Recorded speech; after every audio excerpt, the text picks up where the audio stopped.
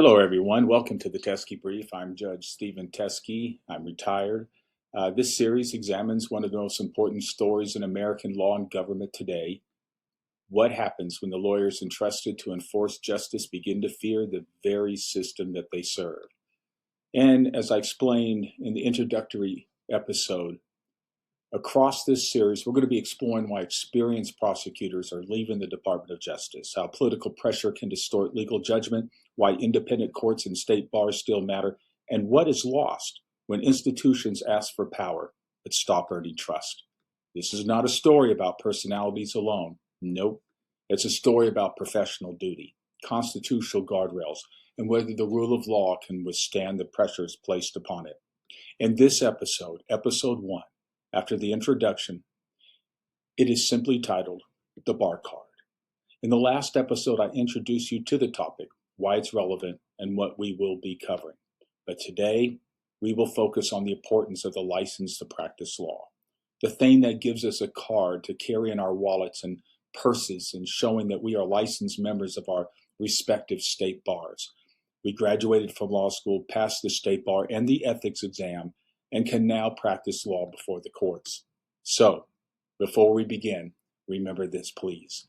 Titles are temporary, power is borrowed, integrity is tested when pressure arrives. And this is the Teske Brief.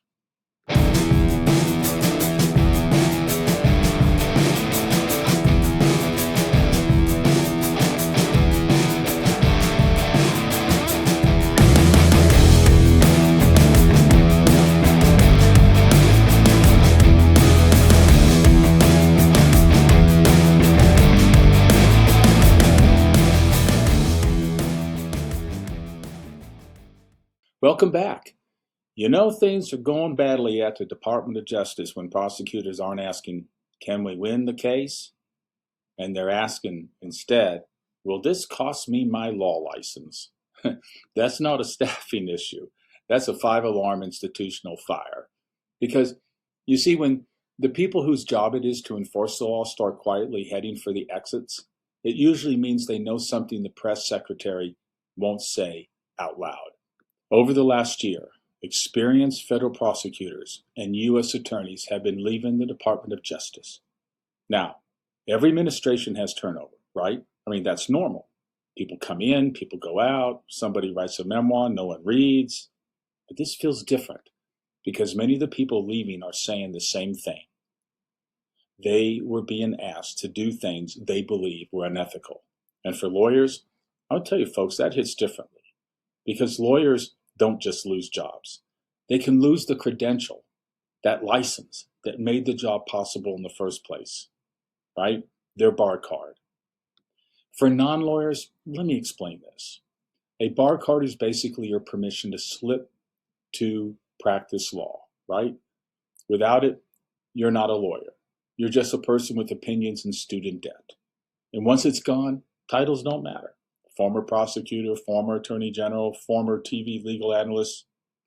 Well, the last one may actually help. But for real lawyers, the bar card matters because it represents rules. You cannot file cases without evidence. You cannot mislead a court. You cannot just make things up because a powerful person wants results, at least not without consequences, right? And that's the problem. Because according to recent reporting, some prosecutors were being pressured to do exactly that. Go find evidence for predetermined conclusions, not follow the evidence. Find it. That's like telling a doctor, oh, I know the diagnosis, now go find the symptoms. That is not how medicine works, and it's also not how justice works. And here's where it gets tricky. You see, federal prosecutors work inside a hierarchy. They have bosses. Those bosses have bosses, and eventually everybody runs into politics. So imagine you're a career prosecutor. You know the evidence is weak. You know the case shouldn't be filed, but the message from above is clear. Move it. File it. And now you've got 3 choices. 1, do it and risk your license. 2, refuse and risk your career. And 3rd, leave and keep your integrity. And you know what? A lot of people chose door number 3. Mass resignations at the DOJ and FBI are being felt. I quit, I quit, I quit. It's what some of the top DOJ and FBI officials had been saying now for many, many months if they weren't unlawfully fired or pushed out because of their talents or because of the way they followed the law.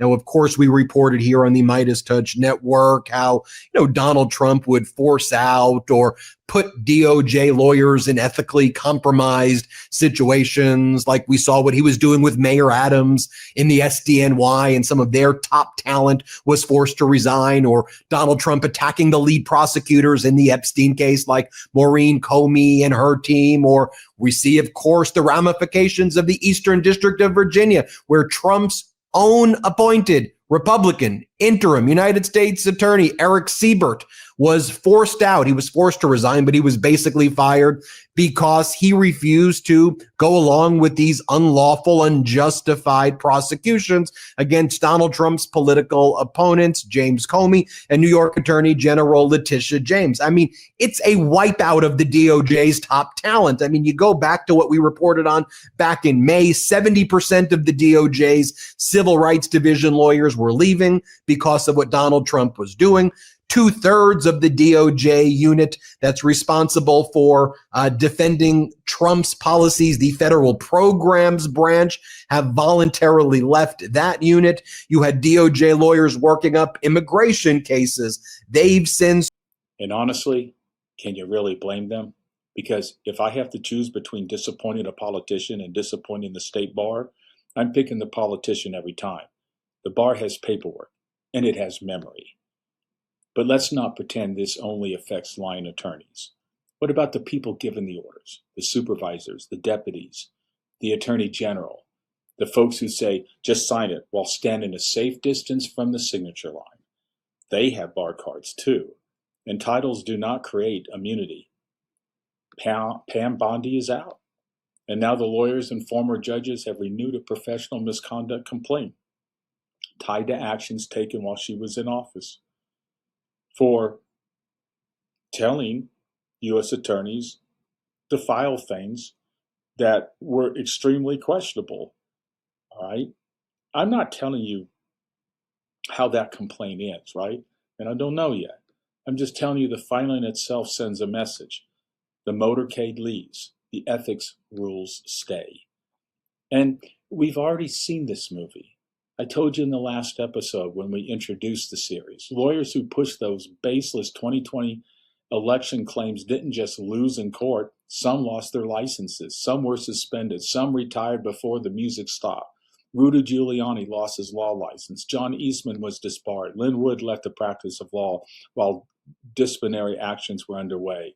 Same happened to Jenna Ellis. Hey, look, the list goes on. I just can't spend all day naming the lawyers who got in trouble. Rudy Giuliani was investigated by the D.C. and New York bars, disbarred in both. John Eastman was investigated, disbarred. Kenneth Chesebro was investigated, disbarred. Jeffrey Clark was investigated, disbarred. These are not obscure cases buried in legal footnotes. These are the attorneys who surrounded Donald Trump's first term, who participated in the documented effort to overturn the 2020 election, and every single one of them lost their license. What Pam Bondi did as Attorney General of the United States makes what some of them did look restrained. That's because courts decide cases, folks, but bars, the state bars, decide whether the lawyers abuse that privilege to bring them into court. And that happens later, as I just described with these lawyers who got disciplined. And those are two very different judgments. Now, add one more ingredient, presidential pressure.